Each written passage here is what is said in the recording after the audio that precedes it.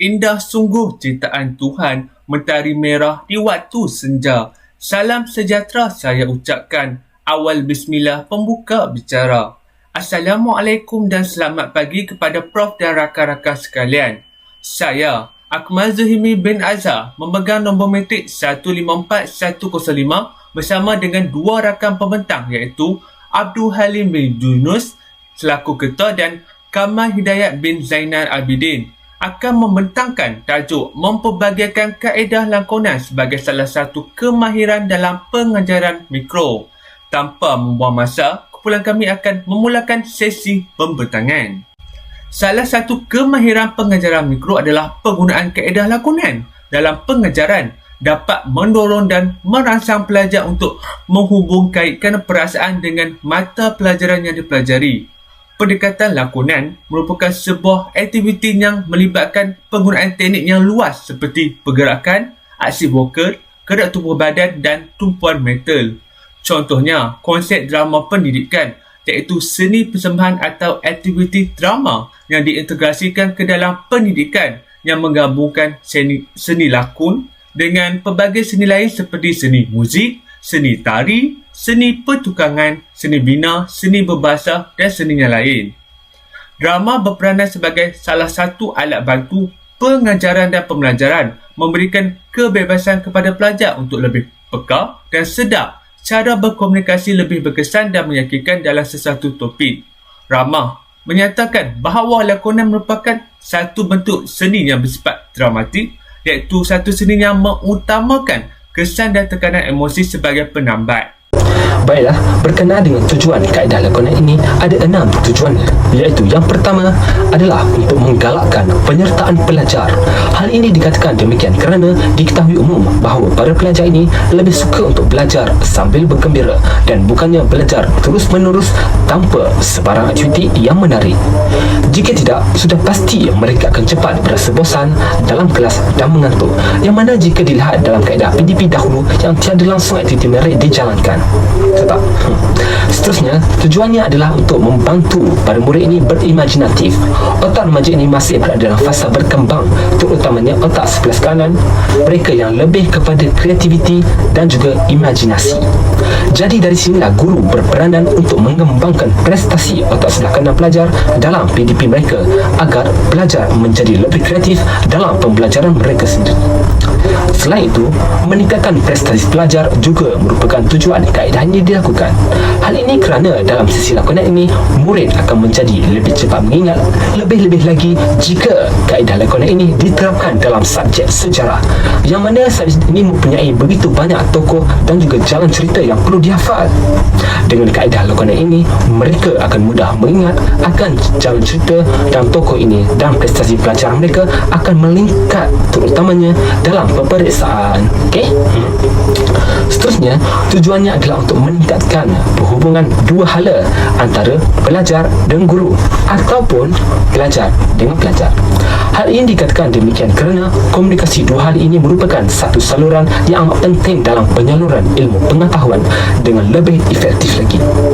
Hal ini juga akan menyebabkan maklumat yang disampaikan akan lebih tepat, dan oleh itulah kaedah lakonan ini bertujuan untuk mencapai tujuan ini. Di samping itu, tujuannya juga adalah untuk membina pemikiran pelajar.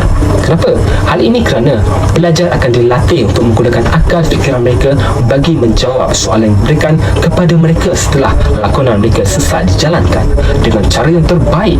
Seperti apa? Seperti melakukan semula lakonan yang mereka gunakan ini. Dan hal ini akan menggunakan daya ingatan mereka untuk mengingat gerak-geri dan skrip lakonan yang telah dilakukan bagi menjawab persoalan yang diberikan oleh rakan dan guru mereka sendiri. Dan akhir sekali, sudah pasti tujuannya adalah untuk variasi aktiviti. Pada masa ini, kaedah PDP terus dipertingkat bagi memastikan para pelajar ini tidak berasa bosan dengan kaedah PDP yang digunakan oleh guru yang sebelumnya. Oleh itu, kaedah lakonan ini boleh menjadi inisiatif bagi kaedah PDP terbaru pada masa ini bagi menyebabkan rasa bosan itu hilang. Objektif kaedah lakonan bahagian psikomotor. Objektif kaedah ini menekankan pada tingkah laku, pergerakan fizikal dan penggunaan kemahiran deria motor. Ia bertujuan untuk mengajar dan memberi kemahiran-kemahiran tertentu kepada pelajar, terutamanya kemahiran membuat sesuatu yang bersifat amali, iaitu melibatkan aktiviti fizikal dalam pembelajaran. Pergerakan merupakan satu aspek penting dalam lakonan yang melibatkan aktiviti gerakan tubuh badan, kepala, otot yang menjadi instrumen penting dalam memberi makna dan maksud tersendiri yang ingin disampaikan kepada penonton.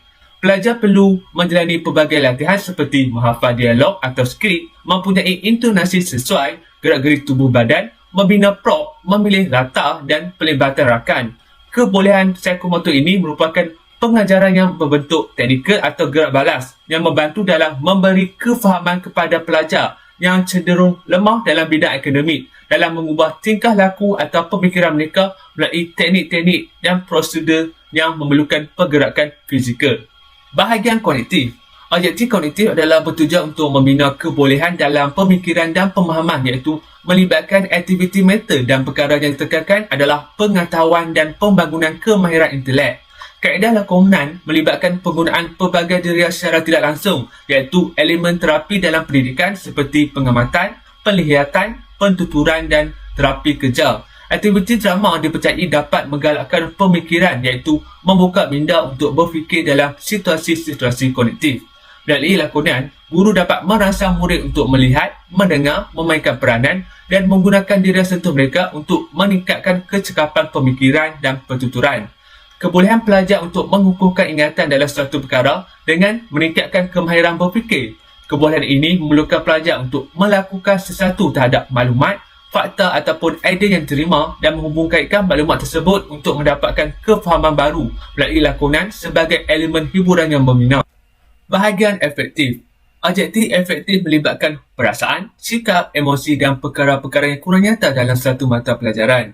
Pelajar didedahkan dengan ilmu pengetahuan di samping menerapkan aspek-aspek kerohanian ke arah satu pembentukan peribadi yang kukuh, kerana dalam pendekatan lakonan menggunakan unsur-unsur seperti perasaan, emosi dan sikap. Penggunaan drama dapat melatih pelajar untuk memerhati realiti sebenar dalam kehidupan manusia berkaitan dengan isu-isu moral, sosial dan sebagainya yang diketengahkan dalam mata pelajaran tersebut.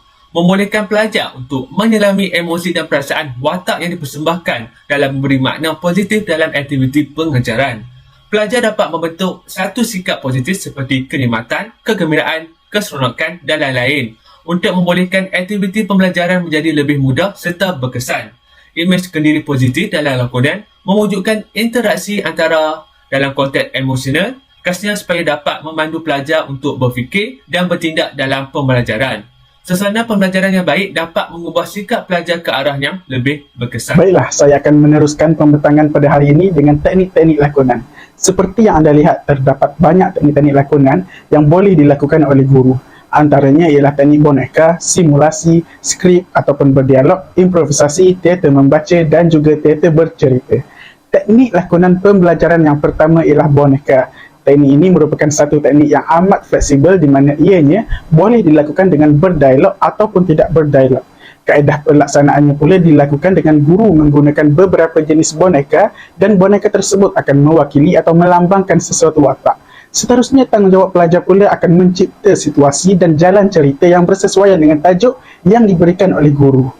Seterusnya ialah teknik simulasi. Teknik ini dilakukan dengan mengajuk atau meniru sesuatu ke dalam sesuatu yang seolah-olah sama dengan situasi yang sebenar.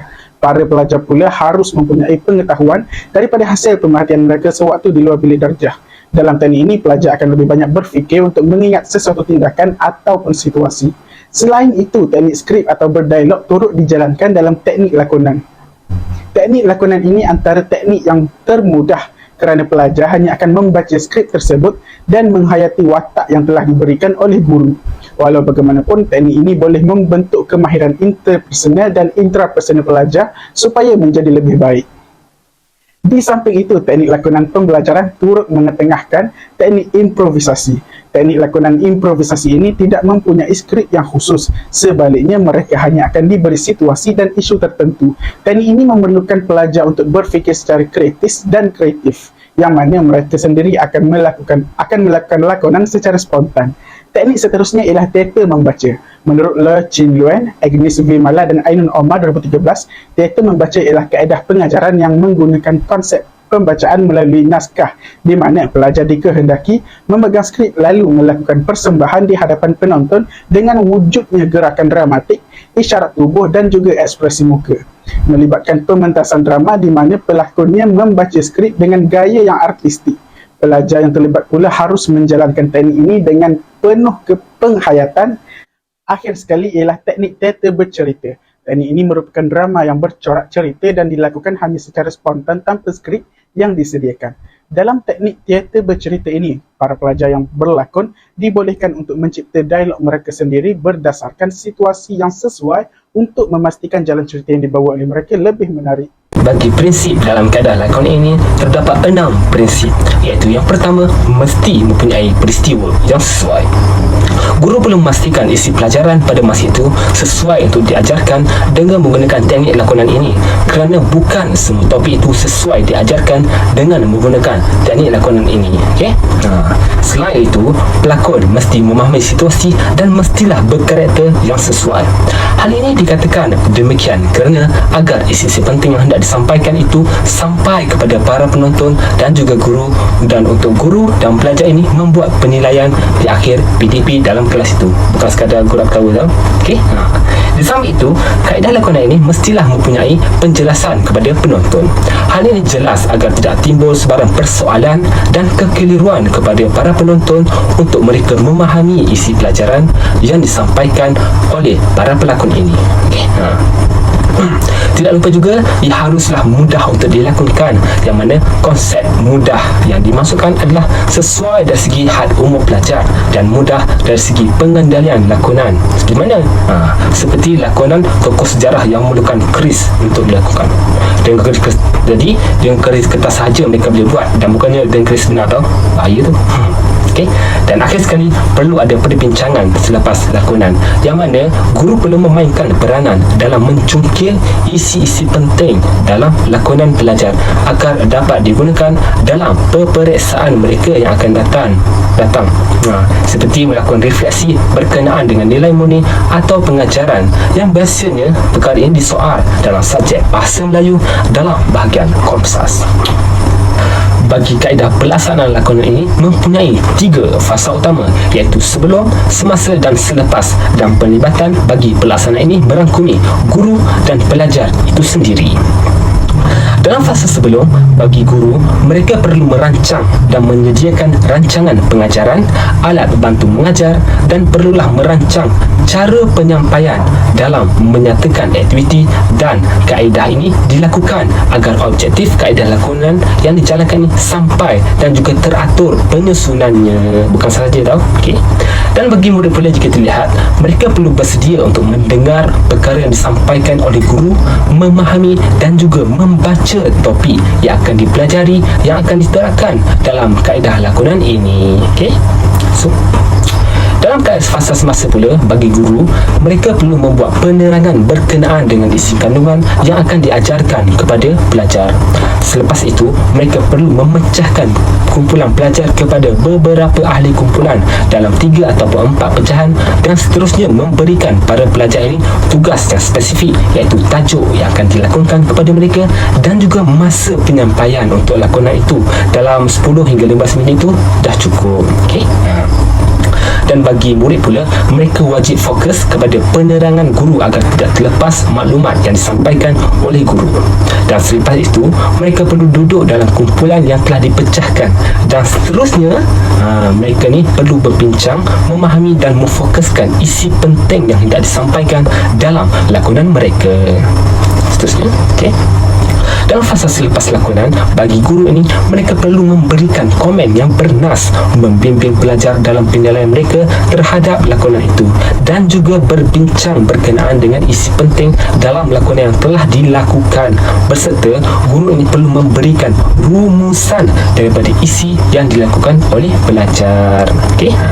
Dan ketika pada pelajar pula, mereka ni perlulah membuat penilaian daripada lakonan yang telah dijalankan dari segi kebaikan, kelemahan lakonan mereka dan juga watak dan jalan cerita beserta dengan isi lakonan yang telah dijalankan agar mereka mendapat input dan output secara maksimal daripada lakonan itu. Bukan saja-saja lakonan, tetap lakonan, tapi belajar, itu pasti. Kelebihan pertama yang didapati semasa kaedah lakonan pembelajaran ini dijalankan ialah para pelajar akan memahami sesuatu topik dengan lebih mudah dan menyeluruh. Hal ini kerana semangat dan motivasi pelajar amat penting dalam menjadikan pelajar lebih faham dengan apa yang mereka belajar. Jadi, suasana pembelajaran yang baik berlaku disebabkan oleh keterujaan mereka melibatkan diri dalam lakonan pembelajaran. Selain itu, hubungan antara para pelajar dan guru semestinya akan lebih rapat dan mesra. Perkara ini berlaku apabila kaedah lakonan pembelajaran ini menyebabkan mereka akan lebih banyak berinteraksi. Contohnya, guru memberikan arahan dan pelajar bertanyakan soalan tentang kaedah lakonan ini. Perkara ini merupakan elemen yang amat baik kerana keakraban antara guru dan para pelajar juga akan menjadi faktor kepada prestasi para pelajar di dalam kelas. Di samping itu, kaedah lakonan pembelajaran ini mampu untuk mengasah kemahiran interpersonal dan intrapersonal para pelajar. Seperti sedia maklum, kemahiran interpersonal dan intrapersonal merupakan perkara penting kepada semua orang, termasuk para pelajar di sekolah. Kemahiran ini bukan sahaja mampu membantu pelajar untuk keluar dari zon selesa mereka, malah ianya juga dapat membantu sesetengah golongan pelajar yang sering menyendiri. Akhir sekali ialah murid akan lebih mahir untuk bertutur. Hal ini dikatakan demikian kerana kaedah lakonan pembelajaran ini membuatkan mereka lebih kerap untuk bertutur. Berbeza dengan kaedah pembelajaran yang hanya berpusatkan pada guru, pelajar semestinya tidak mempunyai peluang untuk bertutur dengan lebih kerap. Beralih pula kepada kelemahan kaedah lakonan pula, kaedah lakonan pembelajaran ini akan memerlukan persediaan yang rapi daripada pihak guru.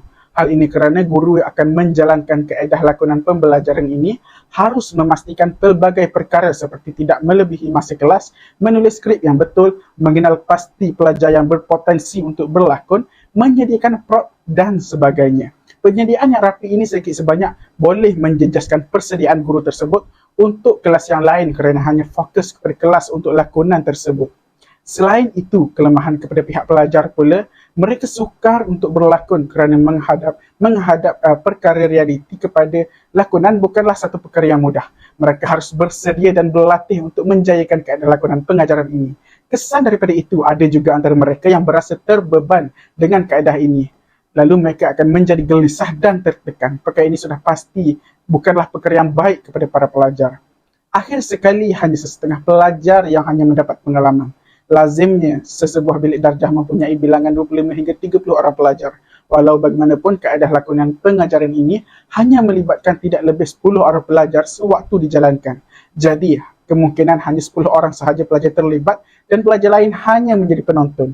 Walaupun mereka tetap mendapat input yang sama seperti pelakon, namun mereka juga tidak akan mendapat pengalaman yang sama seperti para pelakon. Kesimpulannya, kaedah lakonan pengajaran ini satu kaedah yang praktikal lagi teliti dan bukan hanya dilakukan dengan tangkap muat sahaja. Ianya harus melibatkan perancangan yang rapi serta penglibatan penuh daripada guru dan para pelajar. Selain itu, komitmen yang diberikan juga haruslah secara menyeluruh agar ianya tidak melebihi waktu yang telah ditetapkan. Kaedah lakonan ini boleh dikatakan satu aktiviti pengajaran dan pembelajaran yang relevan untuk dijalankan kerana ianya mampu untuk menarik minat dan perhatian para pelajar. Perkara-perkara sebeginilah yang akan membuatkan para pelajar akan mendapat input yang terbaik atau dengan erti kata lain, mereka mampu untuk memahami dan menguasai sesuatu topik dengan sebaiknya. Akhir sekali, kaedah ini juga akan menggalakkan lagi komunikasi dua hala antara guru dan pelajar. Komunikasi dua hal ini amat penting dalam suasana pembelajaran, memandangkan belajarlah yang harus lebih banyak berinteraksi berbanding guru.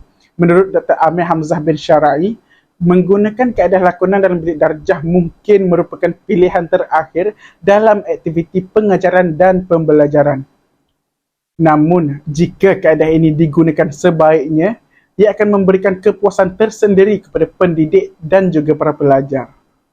Baiklah, sekian itu sahaja daripada kumpulan kami. Sekian, terima kasih.